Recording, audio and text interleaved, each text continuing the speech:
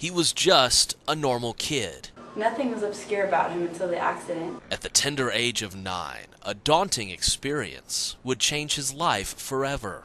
It was a freak accident. Nobody saw it coming. He went from being a normal kid to wearing a head wrap, donning a beard, and becoming the not-so-normal anchor known as Wes the Wiseman.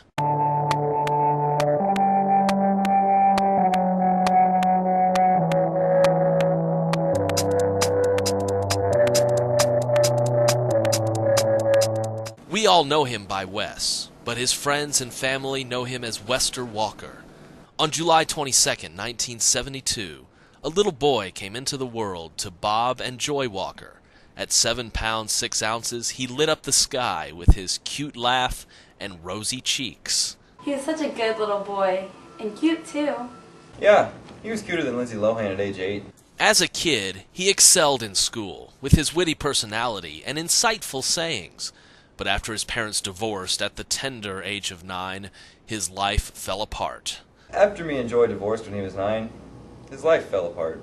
But then the accident occurred.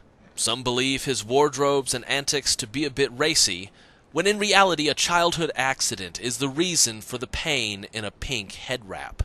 It was a rainy day, so he and his sister were dressing up dolls. What else was the kid supposed to do? His video games were broken?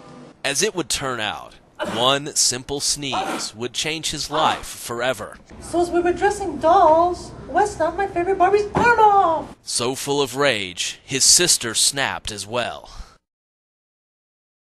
Wendy threw the Barbie playhouse at Wes's head.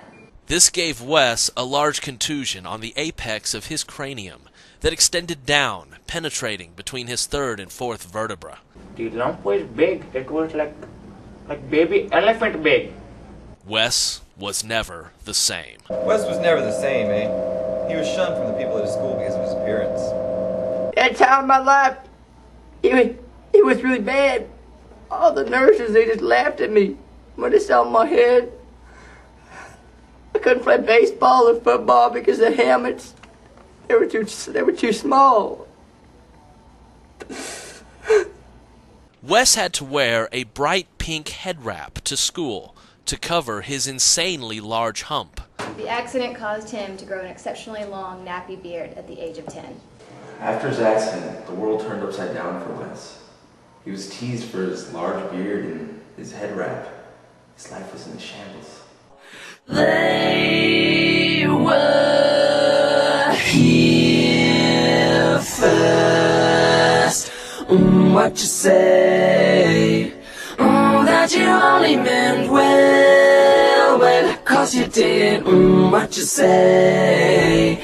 That it's all for the best. After high school, things started to pick up for Wes. Yes, I cast him as a joke, but the caveman idea turned out to be a success. People loved Wes as the caveman. People loved Wes as the caveman. It turned out to be more than a joke for Wes. He was highly recruited by many of the nation's top networks. We heard about his conventional wisdom when we saw him on the Geico Caveman commercials, and we thought he would be a perfect fit for the show. Wes had no prior experience on camera as an anchor, but the young boy from Saskatchewan, Canada, blended well with the atmosphere. There was one problem in this utopia of newsdom. His name was Mark Kram. Mark is a great guy, but I mean, he's really selfish. I don't know anybody that would want to co-anchor. Well, I can understand where Mark is coming from. All Wes is going to do is take up screen time. Despite the tension brewing between the two anchors, Mark and Wes hit it off. They grew a tight bond with each other and are known as some of the most famous partner anchors ever to have shared the same screen together. I thought having a partner would have benefited my career. Once I got to know Wes, he opened my eyes to the world of lollipops and unicorns.